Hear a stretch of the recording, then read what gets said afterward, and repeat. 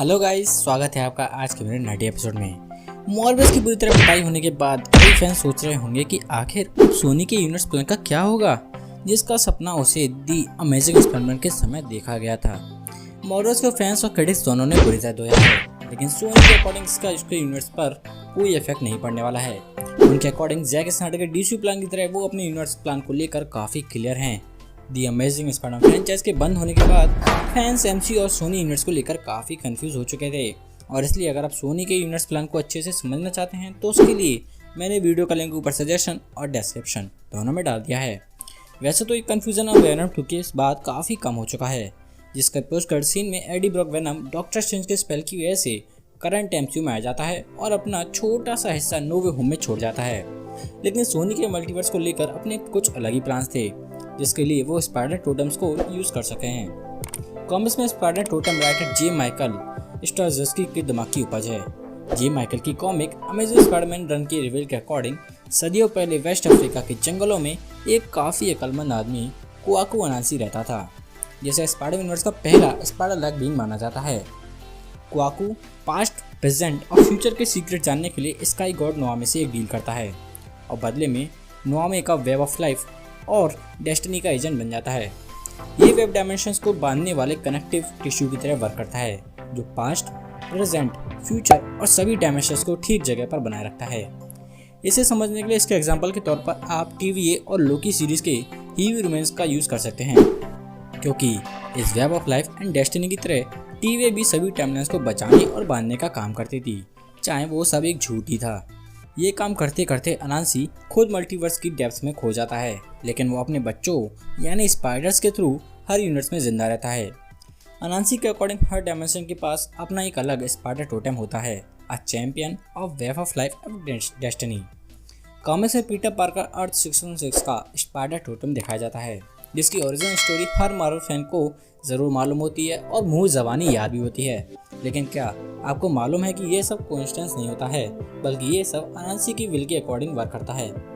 Morbius के director Daniel एस्पिनोजा भी Spiderman और सोनी के लिंक को क्लैरिफाई करने के लिए कुछ की पॉइंट्स रखते हैं। सबसे पहले डैनियल कॉमिक्स के स्टैंडर्ड मल्टीवर्स मॉडल का रेफरेंस लेते हैं, जिसमें उनके अकॉर्डिंग मार्वल के हर एक वर्स में यानी अल्टरनेट यूनिवर्स में आपके पास कोई स्पाइडरमैन होगा या फैंटास्टिक फोर होगा या कोई टोनी स्टार्क होगा या फिर कोई मॉर्बियस होगा, लेकिन वो सभी हर यूनिवर्स में अपनी एक अलग टोन रखते हैं, जिसका यूज़ एमसीयू गलत तरीके से करने की कोशिश कर रहा है, लेकिन वो इसके कोड टोट से जुड़ा हुआ है।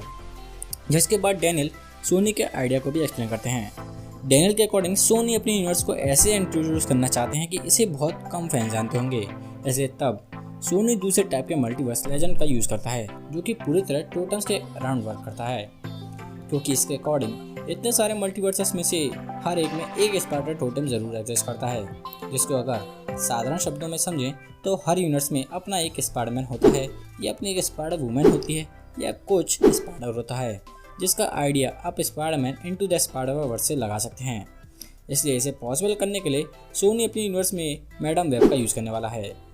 कॉमिक्स में मैडम वेब एक ब्लाइंड प्रीकॉग्निटिव वुमेन है, जो ज़रूरत पड़ने पर किसी भी डायमेंशंस के स्पाइडरमैन की लाइफ में इंटरफेयर कर सकती है, और रियलिटी में वो इस सबसे कहीं ज़्यादा है, क्योंकि वो वेब ऑफ लाइफ और डेस्टिनी से जुड़ी हुई है।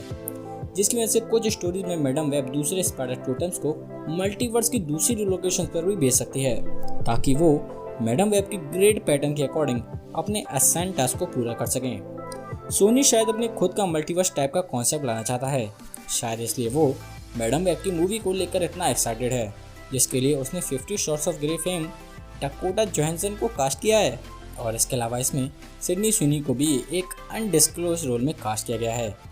कुछ फैंस के अकॉर्डिंग ये रोल ब्लैक कैट का हो सकता है, जिसका टीज हम अमेजिंग स्पाइडरमैन 2 में भी देख चुके हैं। लेकिन अगर सिचुएशन के अकॉर्डिंग चलें तो सिडनी एक अलग स्पाइडर टोटेम का रोल भी कर सकती हैं। स्पाइडर टोटेम का कॉन्सेप्ट सोनी के स्पाइडर यूनिवर्स या यूँ कहें मल्टीवर्स को एक बेटर स्ट्रक्चर प्रोवाइड कर सकता है। पूछो क्यों?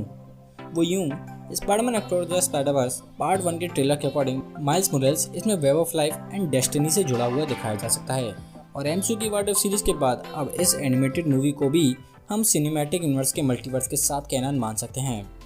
कॉमिक्स के अकॉर्डिंग चलें तो हर डायमेंशन के पास अपना एक डिफरेंट स्पाइडरमैन टोटेम दिखाया जा सकता है, जो एमसीयू के मल्टीवर्स की तरह सोनी के स्पाइडरमैन यूनिवर्स के लिए एंडलेस पॉसिबिलिटीज छोड़ सकता है, जिसमें सोनी स्पाइडर पंक, स्पाइडर वुमेन, स्पाइडरमैन 2099 जैसी मूवीज भी बना सकता है।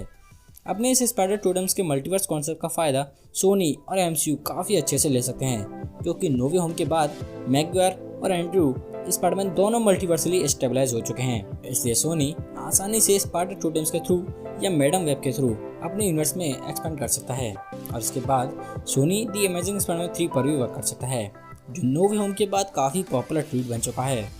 और रही टोबी की बात, तो उसका स्पाइडरमैन वाला वर्जन काफ़ी ओल्ड हो चुका है, इसलिए उसे रिटायर करके उसके एक नया स्पाइडर टोटम लाया जा सकता है, जैसा कॉमिक में हो भी चुका है। इसमें स्पाइडरमैन के रिटायर होने पर एक नया स्पाइडर टोटम चुना जाता है, लेकिन मेरे जैसे फैंस अभी इसके लिए तैयार नहीं हैं। इसलिए गाइस, आज के लिए बस इतना ही। अगर आपको मेरी ये वीडियो ज़रा सी पसंद हो तो प्लीज़ इसे लाइक करें, और ऐसी मज़ेदार और ज़बरदस्ती वीडियोस देखने के लिए चैनल के लाल वाले बटन को ठोकना ना भूलें, और जाते जाते इस वीडियो को अपने फ्रेंड्स के साथ शेयर जरूर करें।